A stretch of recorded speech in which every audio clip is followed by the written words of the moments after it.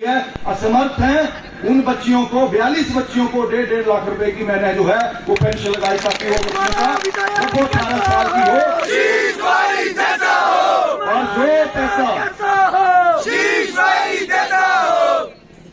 और जो पैसा आज दिन तक सैलरी के रूप में भी मुझे तनख्वाह के रूप में मिला वो मिला अभी तक 74,10,841 रुपए।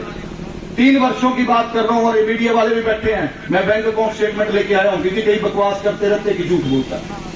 ये बैंक अकाउंट स्टेटमेंट जो है वो देख ले, एक एक पैसा 74 लाख रुपया जनता की सेवा में दिया है, एक चवन्नी नहीं ली है।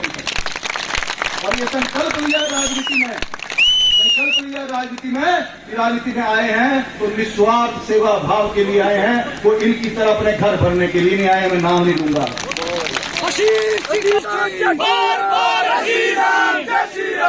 आप मुझे बताओ क्या एक रैपर में आओगे कि नहीं आओगे? नहीं आयो।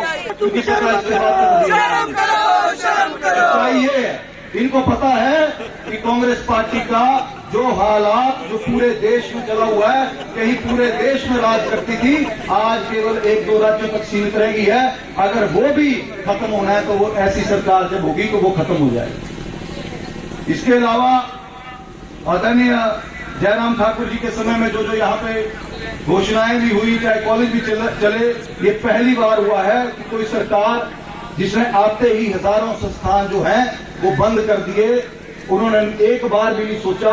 इससे पहले शायद जितनी भी सरकारें रही हैं, अगर घोषणाएं भी होती थी तो अगली सरकारें उनको पूरा करती थी, चाहे वो राजा वीरभद्र सिंह जी हो, चाहे वो धूमल साहब हो, क्योंकि सब इस जो पद होता है, जो मुख्यमंत्री का पद है, उसकी गरिमा समझते थे कि किसी ने अगर घोषणा की है मुख्यमंत्री ने तो इसका मतलब ये नहीं कि उनको काट उनको बंद कर दिया, वो उस पद की गरिमा का सवाल होता है। लेकिन यहाँ पे वो सब बंद कर दिया गया। इसके बारे में मैं कुछ नहीं कहूंगा। आने वाले समय में अब हमारे क्षेत्र की जनता जवाब देगी। और यहाँ पे भी मैं बता दूं, ये जो यहाँ पे पहली बार हुआ है कि यहाँ पे 2 मंच लगे हैं, एक ये मंच लगा है और एक तो सामने मंच देख रहे हैं वो भी लगा है। आपको पता है उस मंच की परमिशन नहीं दी है प्रशासन ने, बोला भी वहां पे खड़े होकर नहीं बोलना है, यहाँ खड़े होकर बोलना है। ये सच्चाई है कि वहां है क्योंकि एसडीएम ने बोला कि मैं परमिशन नहीं दे सकता हूँ। आप उस पंचायत के प्रधान से परमिशन लें। अब प्रधान जी की पता नहीं क्या मजबूरियां हैं, लेकिन पूरी पंचायत ने, उप प्रधान ने, बीडीसी मेंबर ने, सारे मेंबर्स ने एनओसी दी, लेकिन प्रशासन ने मना कर दिया। ये जो ग्राउंड है ये भी 3 दिन में तैयार किया गया, पूरा पाइपें डाल के सब कुछ। इन्होंने कोई परमिशन देने के लिए सारी जहां पे भी इनके पास अप्लाई किया गया इन्होंने मना कर दिया। मैं एक बात जरूर कहूंगा, ये जो प्रशासनिक अधिकारी है, अब इनकी क्या मजबूरियां ये ईश्वर जाने, लेकिन इनको वर्दी जो है वो इस संविधान ने दी है। चाहे वो पुलिस है, चाहे प्रशासनिक अधिकारी हैं, ये सोचें कि झूठ को सच में तब्दील कर देंगे, झूठे मुकदमे करेंगे, चाहे परिवार पे ऊपर करेंगे, चाहे वो पत्रकारों के ऊपर करेंगे। और तो और ये सरकार जो है ऐसी संकीर्ण मानसिकता की है कि इन्होंने छोटे बच्चों पे भी FIR की हैं कि नहीं की हैं। समय एक जैसा नहीं रहता है। आज उनका समय है तो ईश्वर की कृपा से हमारा दौर आएगा और वो दौर जो इन्होंने बर्तन डाले हैं वो डबल ट्रिपल होके इनको वापस किए जाएंगे। ये भी मैं इस मंच से कहना चाहता हूँ। धन्यवाद नहीं करता है जो काम मुख्यमंत्री अच्छे करते हैं। हमारे जिले से मुख्यमंत्री हैं, हमने धन्यवाद किया है, पहले साथ भी दिया जब इंडिपेंडेंट थे, लेकिन जब स्थिति देखी कि यहाँ पे काम नहीं होना कुछ तो चले गए। और मैं आज इस मंच से धन्यवाद करता हूं कि हमीरपुर विधानसभा क्षेत्र में अगर बस स्टैंड चला है, बस स्टैंड का कार्य चला है, तो वो मैंने जब पहली जनसभा हमीरपुर गांधी चौक में करवाई थी और पहली डिमांड रखी थी, तो मैं समझता हूं कि मुख्यमंत्री जी जब आए थे तो उनका भी दायित्व बनता था कि पहली डिमांड अपने जिले की अगर उसको भी ना पूरा करते तो वो शर्मसार होता। तो मैं इसके लिए धन्यवाद करता हूं कि वहां पे काम चला है। और का वोट डाल दिया था 26 फरवरी को, और तब डर गए कि हमीरपुर किस मुंह से आएंगे सारे, कैसे वोट मांगेंगे।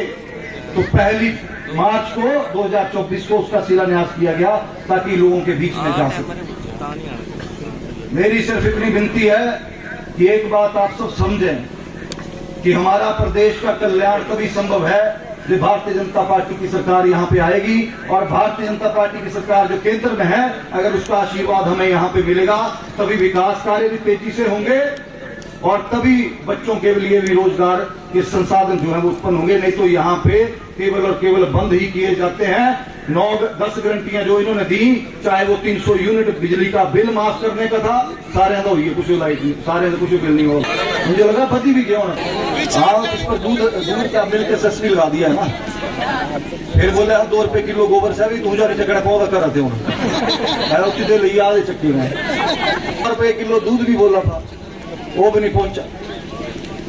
फिर बोला 1 लाख युवाओं को रोजगार देंगे 1 साल का, 5 लाख युवाओं की बात तो छोड़ो, मैं तो बोलता हूं मेरे विधानसभा क्षेत्र में केवल 100 की लिस्ट जारी कर दो, 100 लड़कों की जिनको रोजगार दिया हो, तब भी मैं बोल दूंगा कि आपका धन्यवाद। लेकिन मुझे पता है कि ये भी इनसे नहीं किया गया और ये सरकार का केंद्र जिला है, तब भी कोई विकास के कार्य नहीं हुए। मैं ज्यादा नहीं बोलूंगा क्योंकि हमारे लोकप्रिय नेता यहाँ पे आए हैं, लोग इनको भी सुनने आए हैं। एक यहाँ पे मैंने एक और विषय ध्यान में लाना चाहूंगा कि प्रशासन की हालत ऐसी है कि हमने सबने ज्ञापन दिया कि बड़ू में जो पुल बन रहा है उसको ना तोड़ा जाए पहले, उसके साथ में क्योंकि ये मेन रोड है, हाईवे है और ये गसोता वाला पुल भी इनका ये प्रपोजल है कि इसको तोड़ देना है। मैंने डीसी महोदय को ज्ञापन दिया सब गए कि इनको तोड़ो मत, इसके साथ में जगहें हैं उनको एक्वायर करो, अगर किसी की जगह है तो उसको लो ताकि लोगों को असुविधा ना हो।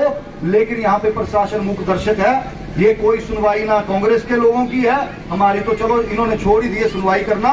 लेकिन मैं अभी भी इस मंच से अपील कर रहा हूँ कि अभी भी ये जो गुदरी वाला पुल है इसको मत तोड़ो। 2 साल लोगों को इतनी परेशानी होनी है कि आने जाने के लिए आज भी जाम लगा रहा है, वहां बड़ी गाड़ियां नहीं जा रही हैं, जो कारोबारी लोग हैं उनकी सीमेंट की गाड़ियां नहीं जा रही हैं, तूड़ी की गाड़ियां नहीं जा रही हैं। लेकिन मैं ये कहना चाहता हूं कि इस पे ध्यान दे प्रशासन भी। बाकी अंत में अपने यहाँ के मीडिया वालों का जो यहाँ पे आए और अब व्यवस्था ठीक नहीं हो पाई, मैं क्षमा चाहता हूं। साथ ही हमारे मंडल के यहाँ के सारे भारतीय जनता पार्टी के कार्यकर्ता, सारी माताएं बहनें और विशेष रूप से अपनी धर्मपत्नी का भी धन्यवाद करना चाहूंगा जो हर रात के महिला मंडल में एक एक करके गई और आप सबको निमंत्रण देके आई और ये कार्यक्रम को सफल बनाया। मैं धन्यवाद देता हूं। साथ ही अपनी वाणी को विराम देते हुए अंत में एक लाइन बोलूंगा कि झुक झुक कर खड़ा हुआ और फिर झुकने का शौक नहीं, झुक झुक कर सीधा खड़ा हुआ हूं और फिर झुकने का शौक नहीं, अपने ही हाथों रचा स्वयं अब तुमसे मिटने का खौफ नहीं। तुम हालातों की भट्टी में जब जब मुझको झोंकोगे, तुम हालातों की भट्टी में जब जब मुझको झोंकोगे, तब तब कर सोना बनूंगा मैं, तुम कब तक मुझको रोकोगे।